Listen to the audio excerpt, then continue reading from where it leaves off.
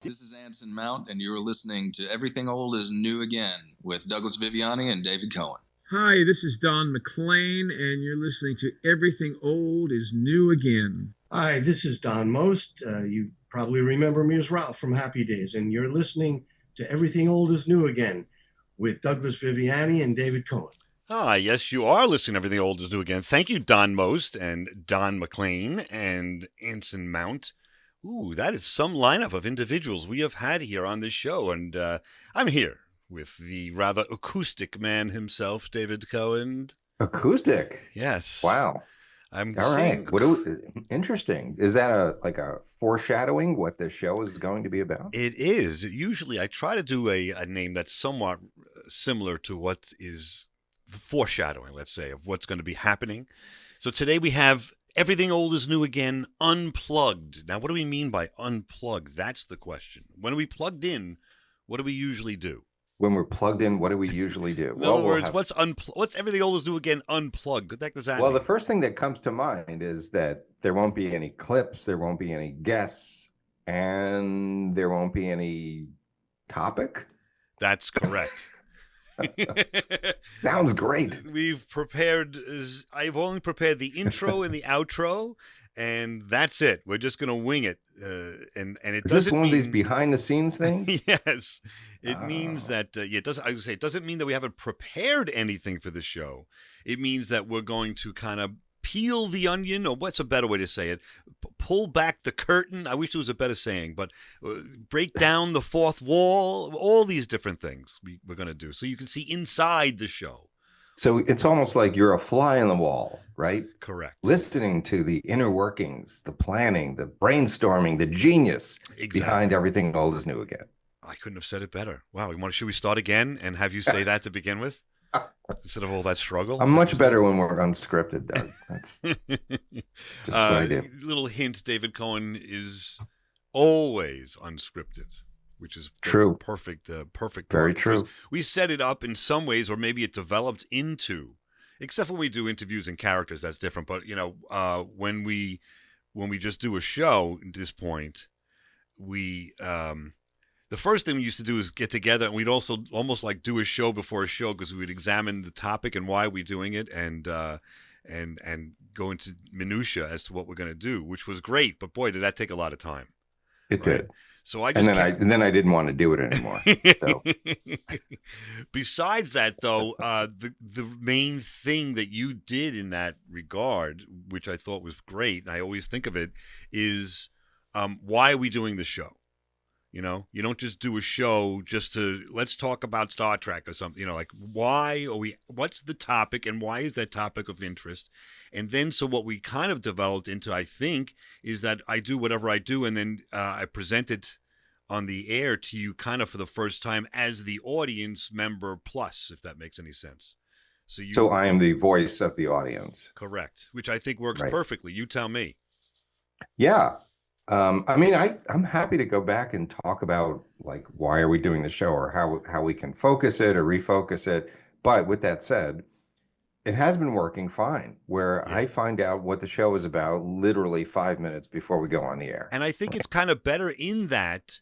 Once in a while, I'll tell you a little hint here. We're going to do Beatles or something, so you have something on your mind, because it's like the Beatles show was like 8 shows or something. So I want to give you some ideas. But for the most part, no, and for the most part, I think it works out better because our spontaneity, in high school till now, to me, is more interesting than. And I'm not an actor. You certainly have performed. I can't repeat things like you've seen me do. One story I think we did about the canoe story. We did like one section over again, I think. And that's about it. Maybe one time we started laughing. Maybe we stopped and started and redid. But for the most part, I can't recreate one thing to the next and kind of regurgitate the same exact thing over again. Does that make sense? Yes. So I think it works better to do it. Like if you asked me to tell one of the stories over again, I don't think I would tell the story. I'd have to make it up. If I was to do it on stage or something, like as a comedian or a play, I don't think I'd really have to really study it, maybe put something in my ear, hearing myself tell the story and just regurgitate it out the old way. It just wouldn't be the same way I present it. And I don't know why that. Do we even examine that? Why is that? I don't know why that is. Maybe it's just the way my brain works. I don't know. I just, well, let me guess the reverse. How do you do it? By repeating the same lines, you know, in a play, practicing it for, let's say, I don't know, rehearsing for 2 months and then doing it for, you know, 8 shows on a weekend. What's the mindset there? Well, you know, it's different when you're acting in a play or film or something, because usually you have other people up there with you and you're reacting off them. And yeah, it can be repetitious from one performance to the next, right? Because you're kind of doing there's certain basic things, you know, you have to say, or you have to, you know, be at a certain place when you say it, and so on and so forth. But it is different every time. If you just, it could be the way you're feeling that day. You're just going in with a different kind of energy, or maybe someone in the scene you're with is delivering a line or has a different reaction than you're used to. And if you're open to just going with whatever they're doing, it changes. The scene changes and how you're saying it changes. But in your case, especially when you're just telling a story that you created, which are not, well, I mean, you didn't create this, it's from your life experience generally. But to me, it makes sense that the first time you do it is going to be the best, because it's, you know, it's raw and you're just kind of you know, the outline, right? You know what you're going to talk about, but you don't have a script, right? You're not reading from something. So when you do it the first time, it's you. And then if we try to go back and refine it and put a little emphasis here, or maybe skip this and over there, it's like, it's suddenly, you probably in your mind, you're like, okay, how did I do it last time? Let me make sure that I got this down. And now you're in your head about it, right? So it may not sound as genuine. And I think that's what the difference is. Yeah, genuine's a good word, or natural, right? It doesn't sound like it's coming out natural, at least for me, you know, I'm not that kind of an actor, if you will, so it doesn't come out naturally, you know? And you're right, the energy might be different. And also your reaction is different because you've heard that line, or whatever is coming next, you've already heard. That's a great point, right? You know? And so, because I would say this, if I had to do a story or a show alone, and people on the radio do it all the time with sports and politics. I mean, they have a particular topic that they're going to talk about, so I kind of can see that. But believe me, and I think, you know, there's no way that you're listening to any of these radio shows, the talk shows, whatever the topic is, the medicine or the financial, whatever. There's none of those talk shows that are not prepared. In other words, the topic and the high points of what they want to talk about and all that. The phone calls are all going to be in the same topic, so you're kind of just regurgitating the same stuff once you've presented your idea and all that. But there's no way that you didn't prepare ahead of time for it, you know? So I guess where I was going was, you know, there is preparation for the story. Like I say, a small outline of what happened, and maybe I'll embellish a little something here and there, but the creativity, it just happens naturally from that. And I don't think there's any way that because you're there answering questions and someone to talk to, I don't think I'd ever be able to do a story or an Everything Old is New Again without you being, does it make sense? Without you being there to feed the story, to ask the question that I didn't cover in presenting the story, or in one of these topics that we're going to talk about that we may do in the future, without hearing, you know, well, wait a minute, what are you talking about? Why are we talking about, you know, Wrong Way Corrigan or something? You know, well, I thought you knew who that was. Like, you know, like whatever. The back and forth is so essential to the creation of this show, if that makes sense. So you need me. Is that what you're saying? Oh, I guess I did say that. Yes. I don't know if I wanted to say it that way. No, seriously, you're right, though. You're right, because you do react off of my reaction and vice versa, and that's hard to recapture when you have to do it a few times. And if you're doing it like with that said, can we start again from the beginning? Because I'm not sure you're hitting all the. If you're doing it like a stand-up or something, how do you, like these stand-up guys, like Maniscalco, you know that by the time he's taping in Vegas or wherever he's doing his latest show, you know he's done that material like hundreds of times, right? Yeah. How the heck do you do that? It's just, well, I mean, sometimes but even then, right, you're up there and you may not be getting the laugh that you think you're getting on a certain joke, and that, you know, that could impact how you're delivering the next part, the next bit. So it is, you know, it's not necessarily the same every night, but yeah, if you're a great comedian and you just kill wherever you go, that's kind of it.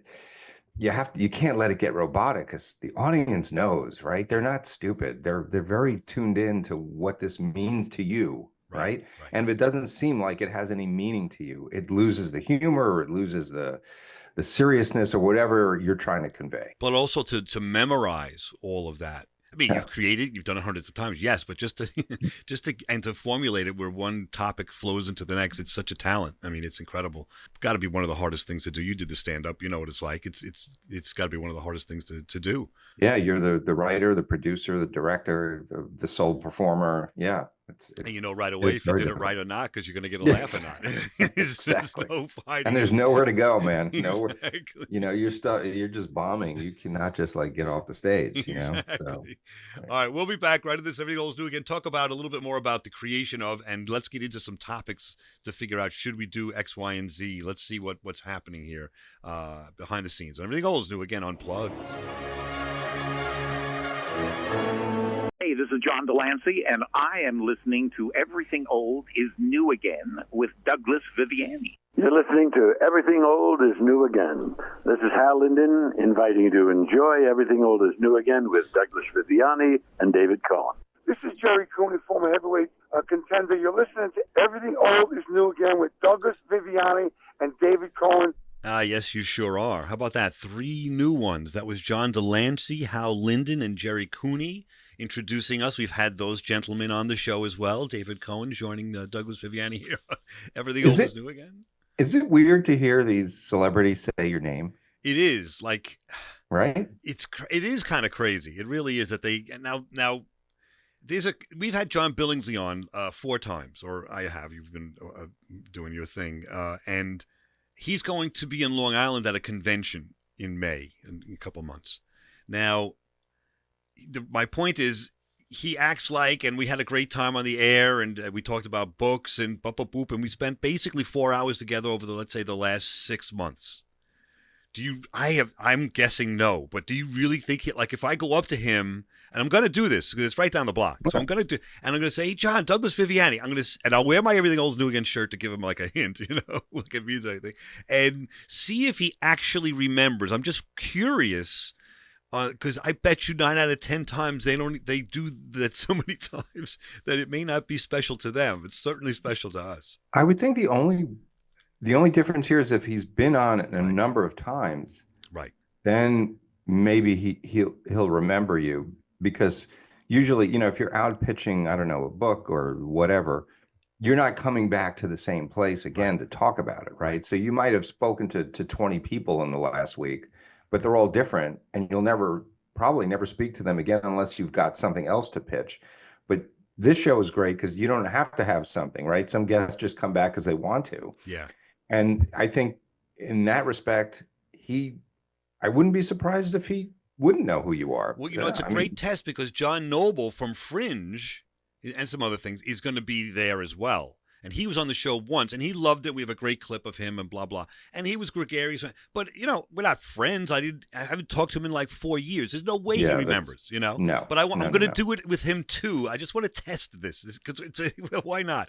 And say, like I met Anson Mount last summer, last November, I think it was actually, 6 months ago, at a convention with Rich Richter and those guys. And I went up to him and I talked to him.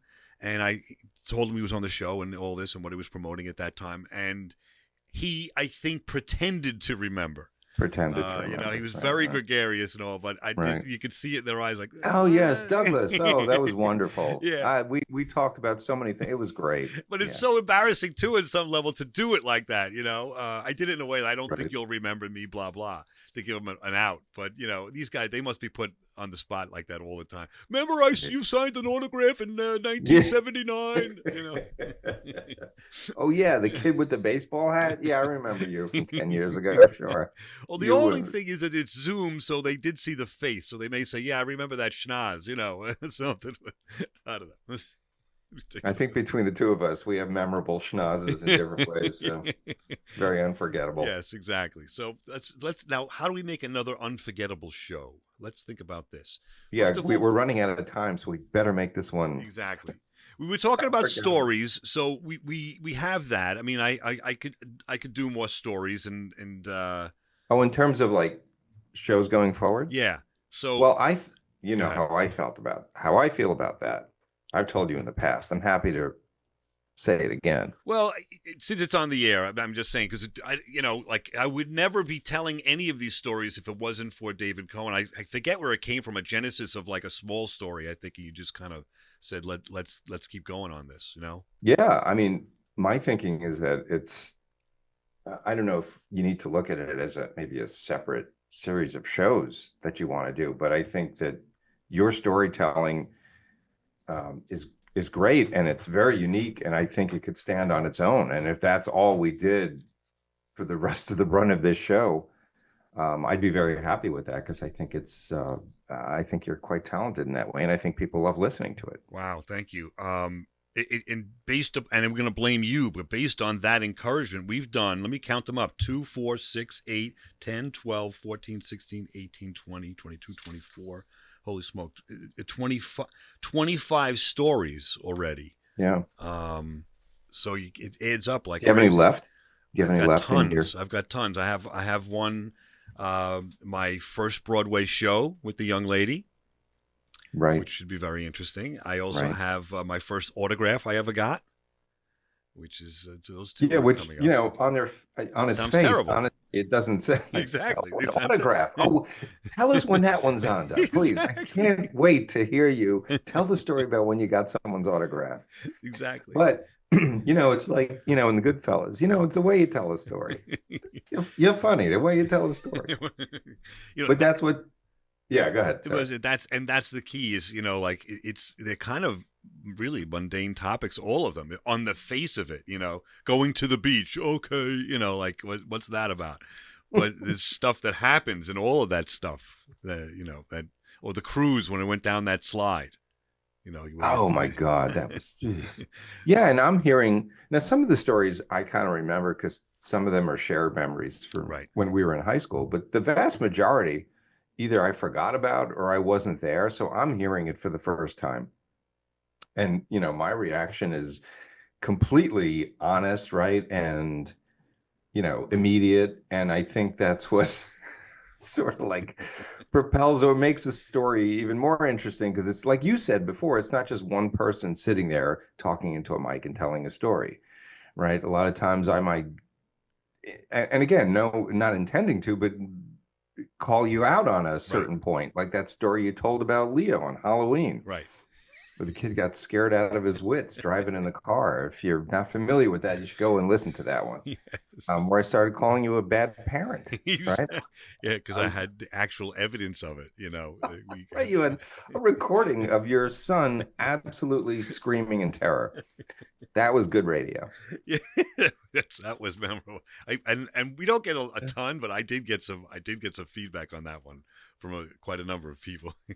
Yeah. So I think again, it's a direction I would encourage you to keep going on because I think it's great. All right, so I will do that. Fun. I appreciate that, and with the encouragement, and only with the encouragement, I will do it because it is hard to do in some ways, and to keep coming up with the. Although as you get to a nostalgic kind of point of view, things you're telling one story, and sometimes oh my goodness, there's another story that just came out of the one I just told. Right? Because the one about going to the first Broadway show came from. I'll tell it because it's not. I don't think it'll ruin it. But Betty Buckley, who was in Cats originally on Broadway, is everybody familiar with her? I don't know. She sang the Memories song. Sure.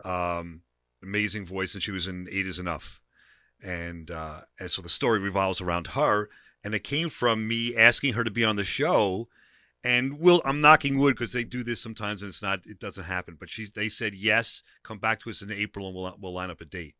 So. That and then inspired me to say, well, I got to tell this story first so that I could send it to her and see what she thinks. But whether she likes it or not, it comes on the show or not, doesn't matter. I'm just in life, when you're thinking about something, now you're on a train of, oh, that's a good story.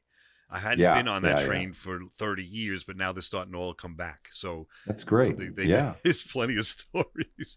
And raising kids is an easy topic too. I mean, there's stuff. Oh, there sure. Always, especially. Well, a lot of your stories too. Not to keep harping on it, but what I think is great is not only, again, Joe Pesci thing, not only in the way you tell the story, but they're so relatable. That's the thing. Like whatever you experienced, and usually there's some form of humiliation involved with the story. But it's like everyone can relate to it, right? It might not be that particular thing that happened to me, but oh yeah, I remember a time where I felt exactly like that. Right. And I think that's what makes them so great. They're so relatable. Like you go to a Halloween party and something dastardly happens to your date. Somebody throws a baseball and hits him on the head. That nonsense. Yeah. It just goes on and on. All right. So then the next question then is, we've got a few minutes. We'll go into the next thing is. Interviews with celebrities. I feel that it works. It's fun. I don't want the show to be that, but every so often I do enjoy that kind of thing. Especially like we said, we saw Hal Linden. I mean, we watched Barney Miller when we were like 15 or whatever it was, and now here he is talking to us. It's a kick, Yeah, it really is. So really, yeah, I'm all for that. I'm all for that. I know you put a lot of time and effort in trying to wrangle up celebrities that come on and talk. Well, speaking of people who obviously would remember you and knows you very well, we have something coming up with our friend Peter Weller again soon. So that's always something we look forward to. Absolutely. And he devotes a lot of time too. He'll do a number of shows with us, 2 or 3 hours he'll spend, and we'll just, just all of a sudden there's 3-4 shows we've created because this guy is a fountain of information. We've never hit the same topic twice, and he's been on probably show-wise 10 shows, maybe more. Yeah. And you remember during the pandemic, we were still doing shows. Yep. He came on during the pandemic too. I remember that. Yeah. And we just continued to do new topics from jazz to art to architecture to everything old is new again to whatever. So yeah, he has a new book, believe it or not, coming out that he's going to be promoting. So and it's about his favorite artists, and he wanted to come on. And I said, "Listen," I'm not doing this until I get the book. The book was delayed until being released like May 1st or something. So it's going to be around in May sometime. So I got to read the book or at least look at the book. I don't want to just talk to you off the top of my head. I want to get into this. Right. Yeah. So he said, so he'll wait. He's going to be actually in Sweden. Believe it, a tough life. He's going to be in Sweden at the time. And he's going to call in from his hotel room and do it. So we might see. Imagine what kind of hotel room he's got. Yeah, exactly. Which room of the hotel room will he be calling us from? Where are you? I'm in the closet. There's a chandelier in the closet? Yeah. Okay. Anyway, we'll be back on Everything Old is New Again and continue behind the scenes. What's going on with Everything Old is New Again?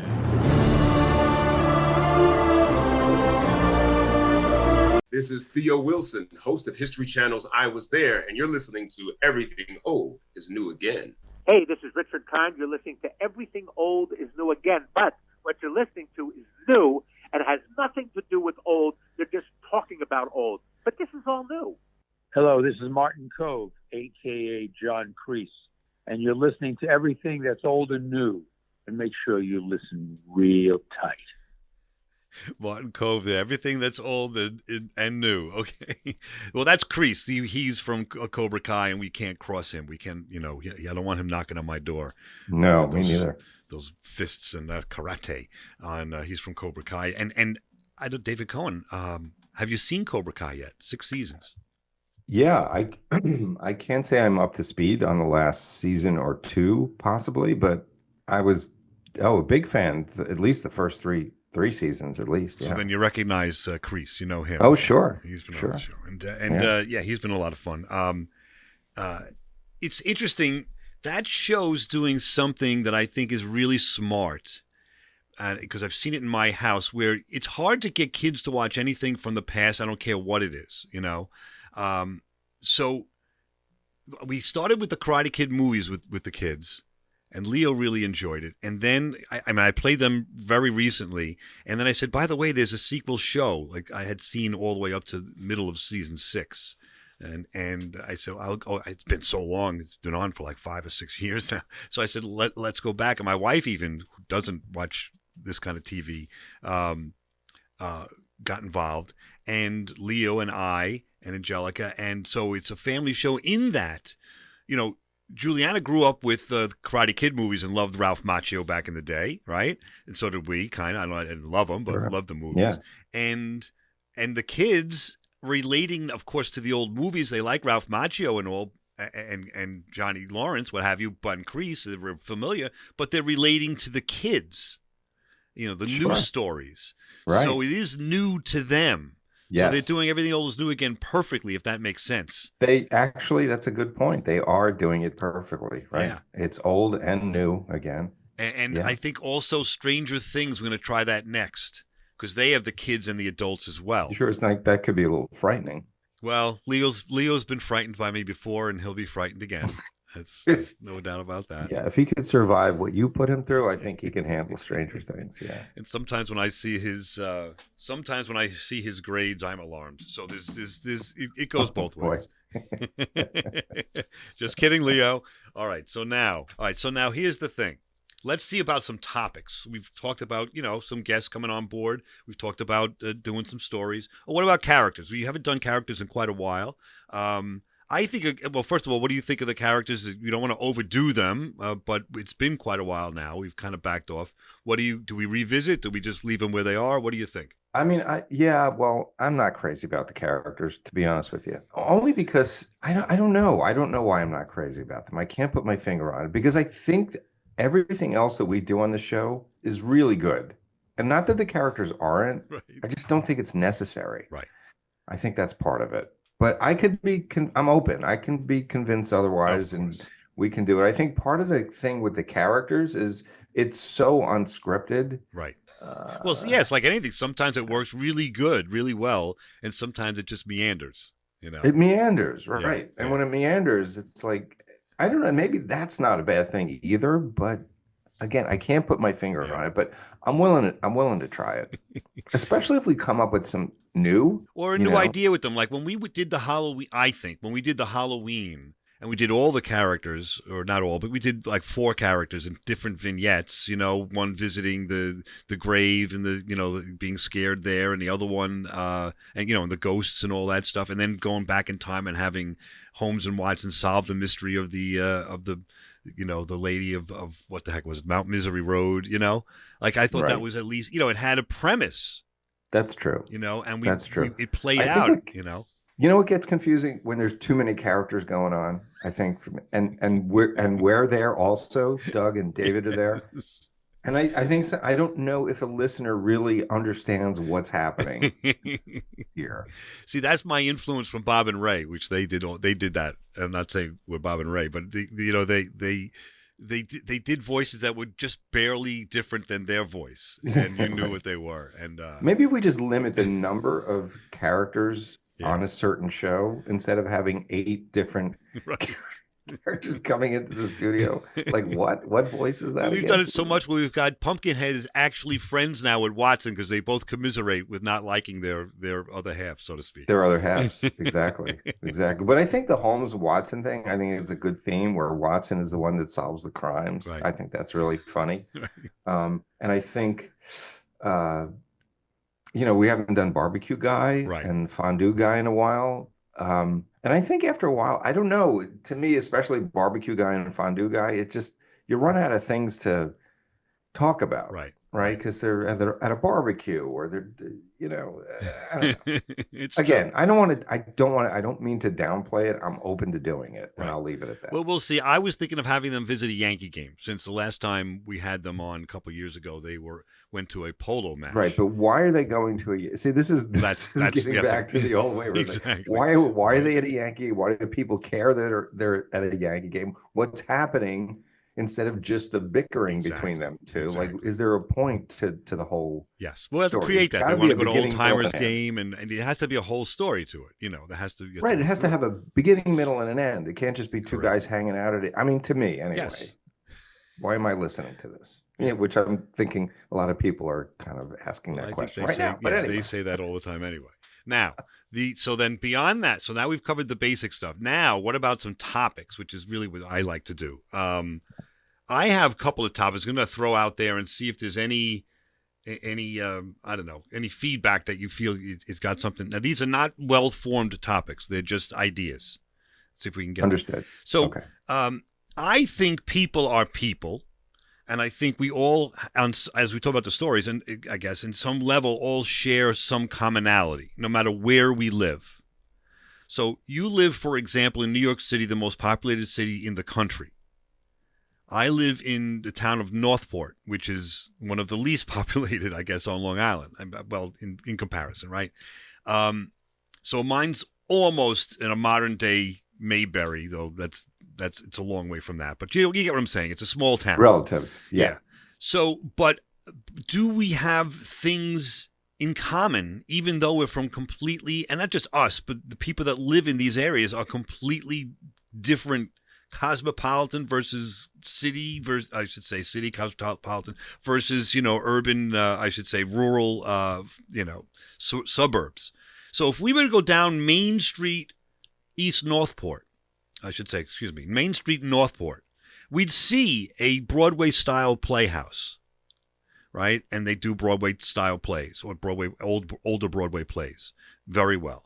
We'd see a post office. We'd see a couple of bars. We'd see a wine store. We'd see, certain type of restaurants, themed restaurants. We'd have an opportunity to go fishing right by the water there, and so forth.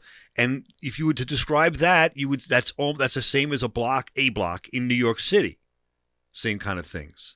So is there something to work with there, the commonality versus the differences of seeing a play I'm just using one example, at Engelman Theater versus on Broadway? And why is there a playhouse in Northport? Is there a need? Do people need to see that? It's only 30 minutes away or whatever, 45 minutes away in New York City to go see the real, whatever, the original play, so to speak. But why do we have a need for, a local tavern and what have you? Yeah. So anyway, and the history, like we have history tours, and certainly they have the same in New York City of the historic areas. So, we've got the Statue of Liberty. We've got, a certain, building that's been there since, 1750s.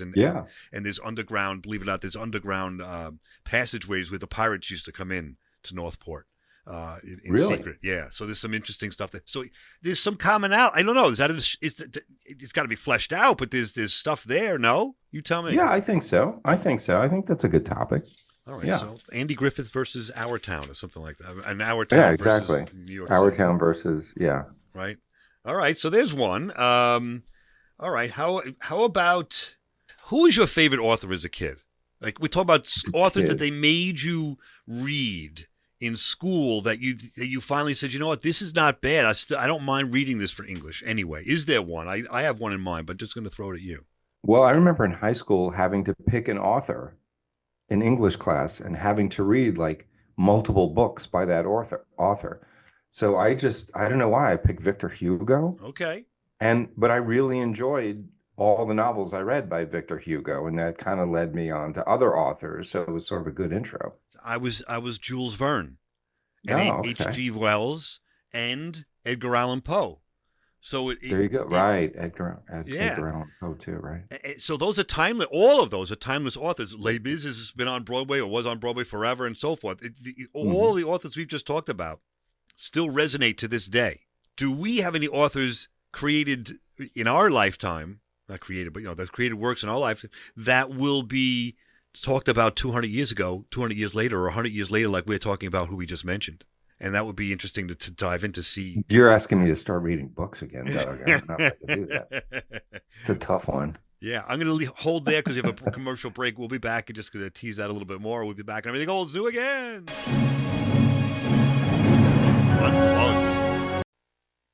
Hi, this is Tom Dreesen. After 50 years of stand-up comedy, there's nothing I enjoy more than listening to Everything Old is New Again with Douglas Viviani and David Cohen. Hi, this is Walter Koenig, and you're listening to Everything Old is New Again with Douglas Viviani and David Cohen.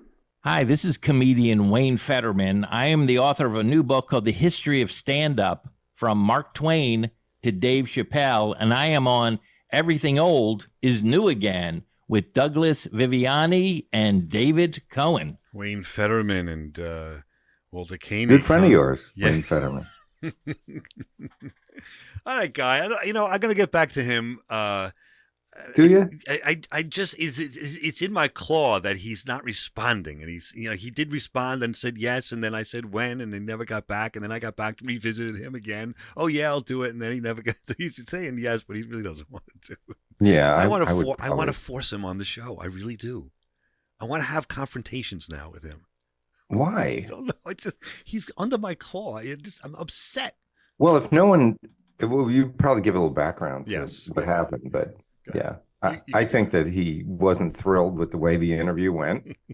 The only instance I can recall of an interviewee on our show just not being totally happy with it because of certain things you said, certain things I said that kind of questioned what he wrote about. Yeah, his theme of his book. We dared to probe into it. And I think he was taken aback by that. And look, everyone has reactions. You're entitled to disagree or to argue, and you're entitled also to keep saying, yeah, I'll get back to you, Doug, and never do. Exactly. So I think you got to take a hint. No, but I'm entitled to keep on asking. Yeah, but why? Why? No, it's true. I'm really not harassing him. I haven't done it in a long time, but I every time I hear that, it kind of gets me like, oh, it triggers you. Yeah, it does. It triggers me. It's true. Because I don't know that we did, and it was good natured, and he kind of smiled through it. But he was used to fluff. He just wanted fluff. He just wanted us to talk about how great the author was and how great the idea was for this book about stand-up comedy and all that.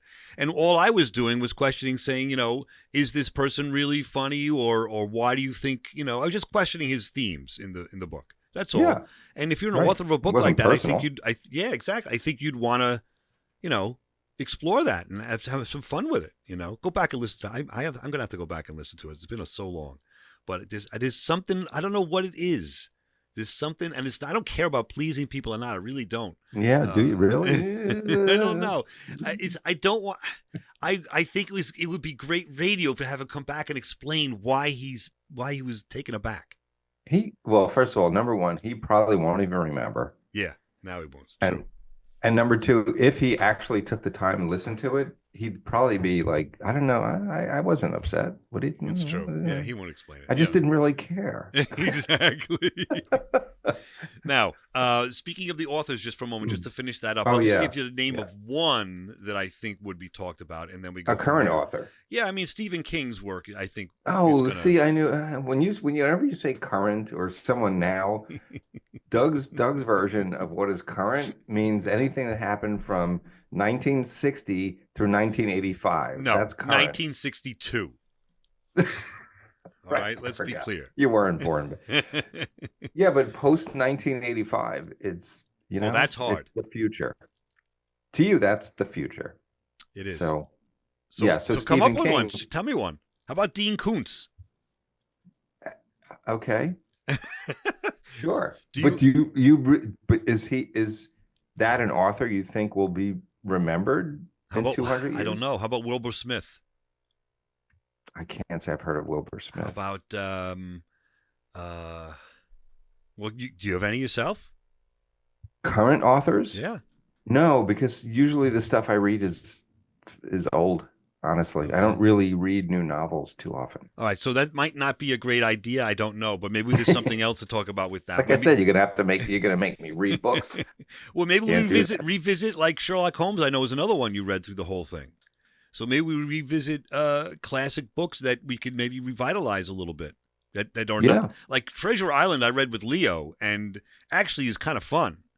I mean, like I know you did that with Ben. You did Count of Monte Cristo. Okay. Oh wow!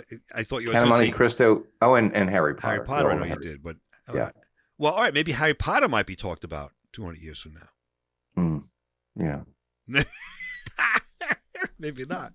Yeah, it probably will. It probably will. So maybe that aspect would only be like a 10-minute segment, but the other 30 minutes we could talk about. Old classic books. Yeah. Because if you try to read Les Mis, by the way, good luck. Did you read it? I did, Victor but a long Hugo? time ago. I mean, that is it's a tome. It's Yeah. huge. Right. So, but there are like Radio Mystery Theater did it in 5 different nights. So are you 5 putting a hours. limit on the number of pages in a book? Is that what we're No, doing? but I'm wondering if it's going to translate. If you suggest someone to read that, and all of a sudden they go to the library and take it out or whatever, and they need a wheelbarrow to take it home, are they going to, It's a little intimidating. Yeah, it is. How many pages? But if it's a good book, you kind of fly through it a lot. You know? True. Okay. Well, so there's an idea. I mean, There's a show. There's a show right there. There's enough there to talk about, and we don't have to agree. It's even better when we don't agree on these things. True. I talked about a show with you a while ago, like very experimental, that I really think we should do. And Can I guess? I'm going to guess because No, I have of it on course my you mind. know it. Go ahead. Oh, all right. guess. Go ahead then. Tell me. I know you know it. No, say it. Doing the 2 shows at once simultaneously? Yes, exactly. Yeah, have to do Exactly. that. Explain that. Yeah. So I forgot what the show was, but it was about you played this tape of someone in a kind of monotone voice, some woman reading a recipe. and Betty Crocker, I explaining think it was. What's that? I think it was Betty Crocker. Was it Betty Crocker I think so. herself? Somebody famous like that. Anyway. So she's reading this recipe, and it's a very dry, monotone read, and it just goes on, but it takes you step by step through the recipe. And I thought, listen, if you're not a big fan of Everything Old is New Again, or perhaps you don't like what we're talking about on that show, what'll happen is we'll play for the entire show someone reading a recipe. And so when they're reading the recipe, Doug and I won't speak. But wait a minute, you're missing one point. But remember, they did the Yeah. recipe, and then they paused for like 10 seconds for someone for you to write it down. That was the key. That's what gave me the idea, right? Yes. They pause for you to write it down. That's crazy. So when they're pausing, Doug and I would do the show. And then when they resume, we would stop talking and the recipe would. So it's almost like, and I think sometimes it might flow under, like the voices might overlap. But the whole point is, if you don't like what Doug and I are talking about, listen, this is how to make a really great marble cake, Exactly. or roast turkey. And I think we should try it. I think it could be funny. The only thing I have on wrestling with is, do we do it from, I think it was Betty Crocker, but whatever it is, that original recording, which I think probably would be funnier, or do we do it where, I'm reading in that way so that we know the time frame, but we could play with the time in between. I think it would have to be a voice that does not sound like us. Yeah, and I'm saying Just for the time for us to contrast. do the show, I could make that gap even longer just by editing it, the pause between her and us a little bit longer to make it if we needed it. So I just thought through it myself. That's actually the way to do it, is to have her I think it would do just sound so weird. It would. I think love it. I think it's yes, we're definitely doing that. It's on the list for sure All right, for this cool. year. That's for sure. How about one? I have so many of these. We may have to do another show of this, but how about this one? Quirky comedians. And what do I mean by that? Comedians that did stuff, some shtick, that it wasn't just straight stand-up, such as Andy Kaufman, Foster Brooks, who was always just drunk. You don't have to call me Johnson, did the same joke round the clock. Flip Wilson, who basically, he did other stuff, but he did Geraldine, was, I guess, his funniest thing, right? The unknown comic that came out with the bag on his head. Always did that. J.J. Walker, Jimmy J.J. Walker, that's Dynamite. Like, that was it. So it fascinates me to have a very successful, Andy Kaufman's a little different than this, but I was going to put him in that group of doing a shtick or doing one kind of thing all the time and being highly successful at it, but the unknown comic did different jokes, but he was always the same with the bag and the fast delivery. Henny Youngman was always with the violin telling these one-liners, right? But they were not multifaceted, or were they? Like, was that talented? Was that just a shtick? Why did we like it so much? Why do we still even know Henny Youngman to this day? Maybe most people don't at this point, but like, it's just a weird. It's not just stand-up. And it's not just doing movies or what. It's a weird subsection of comedy to me. You tell me. I don't know. Are there any comics that do that anymore? Where it's just like a shtick? It's a good question. I'd have to do some research. It's a great question.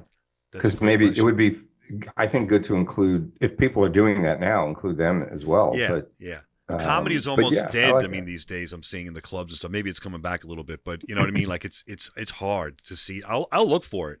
Last one I could think of, and this is back in the '80s, so this is not relevant. Relevant to your discussion, but the newest one of those to me would be Bob Nelson. Remember, we saw him and he did all those. He was like a goofy a character, prop comic and stuff. Yeah, you know? right. Which is kind of like that. I haven't seen anybody since really do that. We have to look into that. That's a great point. And but if not, why not? I like the show. Yeah. You know, that's kind of cool. All right, we'll be back next week on Everything Old is New Again. I'm going to continue this, like it or not, and still peel back the onion a little bit more, and then the week after next, we'll get back to the thrills and adventure of actual clips to join us. We'll be back on Everything Old is New Again.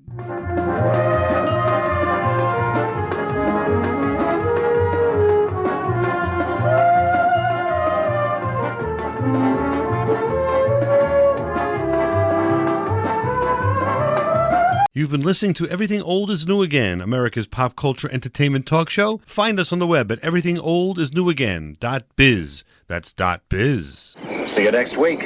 Same bat time, same bat station.